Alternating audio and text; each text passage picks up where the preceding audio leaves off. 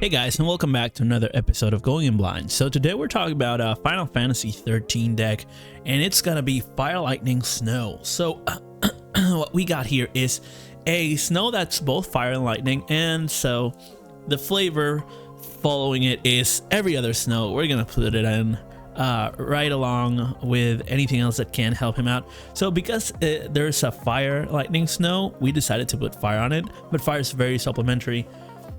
So we put Amodar and the Chocobo Chick so that we could have a backup. And yeah, this deck has very few backups, so we're going to have to be sacrificing some stuff from the deck.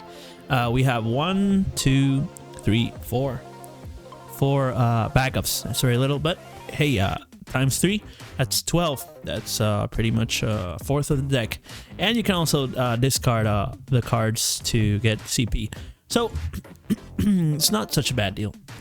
But yeah, we got Snow. The Fire Ice one says, when Snow enters the field or attacks, reveal the top 2 cards from your deck. Remove one Cat 13 among them and from the game, and return the other cards to the bottom of your deck in any order. You may cast the removed one at any time that you could cast it in this turn. Okay, that's impulsive draw. Nice impulse draw. And then damage 3, Snow gains plus 3000 power and haste. Okay. Then we got the 1 cost Snow.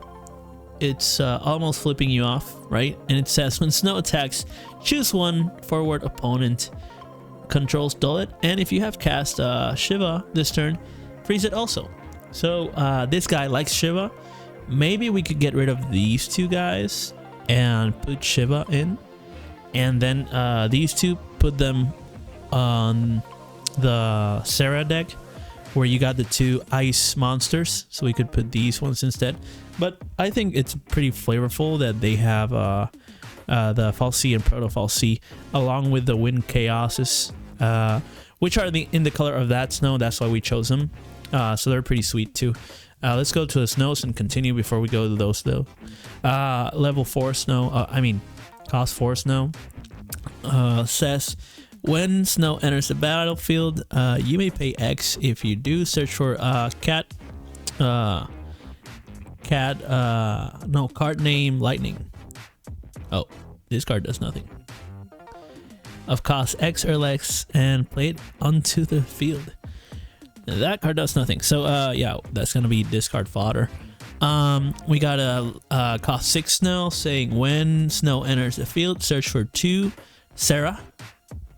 I'm getting a trend here. Maybe we could put Sarahs that don't support Mogs in here, and then the Snows that support Sarah over there. Maybe we could do that, but that's gonna be another video.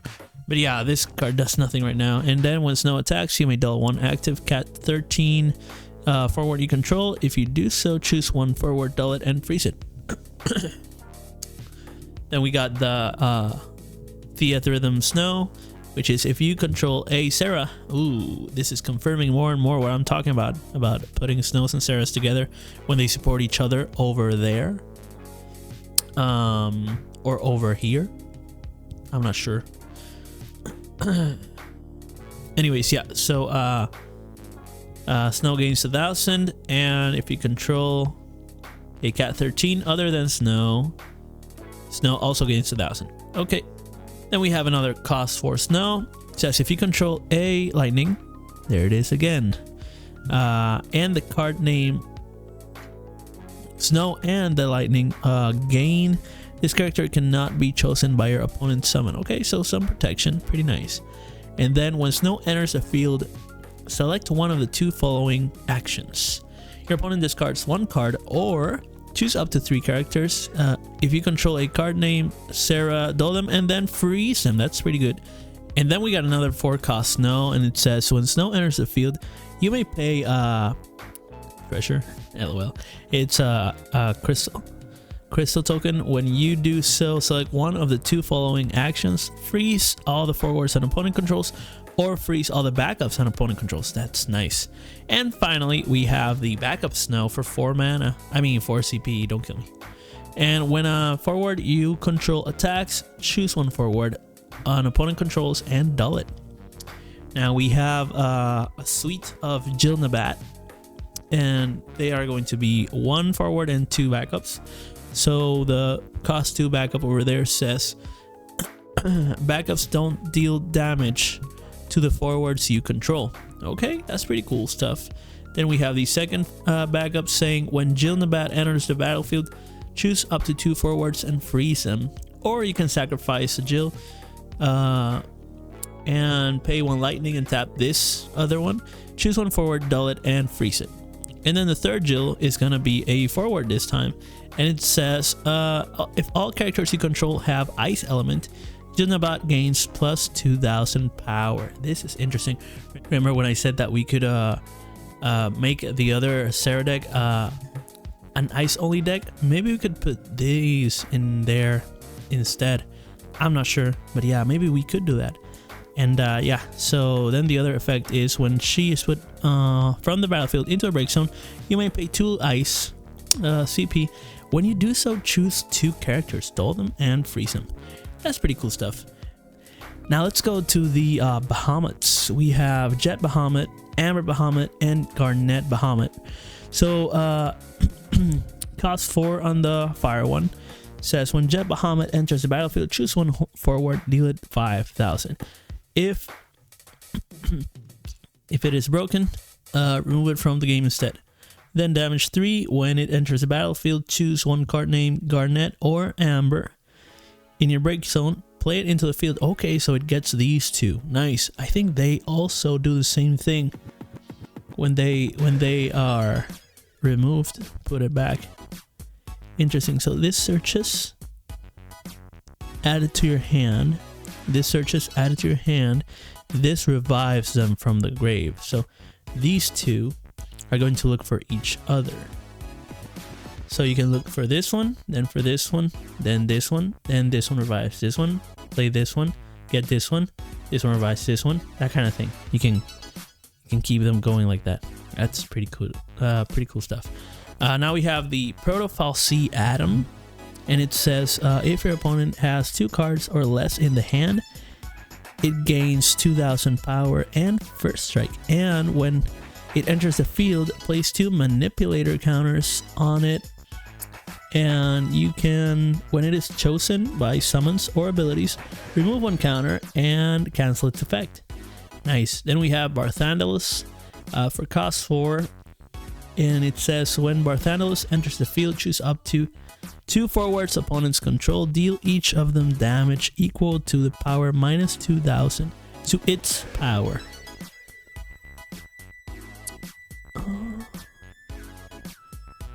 Each of them equal to its power. So is it 2000? No, 8000 minus 2000, which is 6000. I feel like that's it. I don't know. That's a weird one. And then at the end of each of your opponent's turns, dull and freeze. No, dull and freeze all active backups and opponent controls. Wow, that second effect is really good. I like that one. Now we got the Amodar. If your opponent controls any monsters, Amodar gains plus 2000 first strike and brave. Okay, pretty word keyword extravaganza. A little bit of a soup there. When a forward you control is put from the field into the break zone, double the power of Amodar until the end of turn, which is 8000. So if it was plus 2000, it's 10,000. Now it's 20,000 for a 4 cost. That's amazing. And finally, the Chocobo Chick for 2 mana. It's a backup that you can also pay a fire and tap it, and choose 1 fire backup and activate it. So this one is basically going to be Voltaic Key. Pretty cool stuff. Okay, if you guys know about Magic, you understood that reference. But yeah, so that's the deck so far. I think we're gonna have to see some changes on it though, because it's all flavor and no function, because Snow doesn't support itself. Snow likes Sarah too much. Yeah, it goes it tracks with the game, right? I should have expected that, and I just put all the Snows together.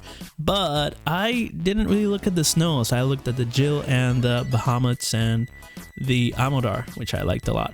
And then this was very flavorful. So I thought, yeah, let's put it on this guy's colors, fill up the deck, and this is kind of bottom of the barrel selection here for the ice. We could put these anywhere. We could put these anywhere. We could put these anywhere. We just chose to put them here.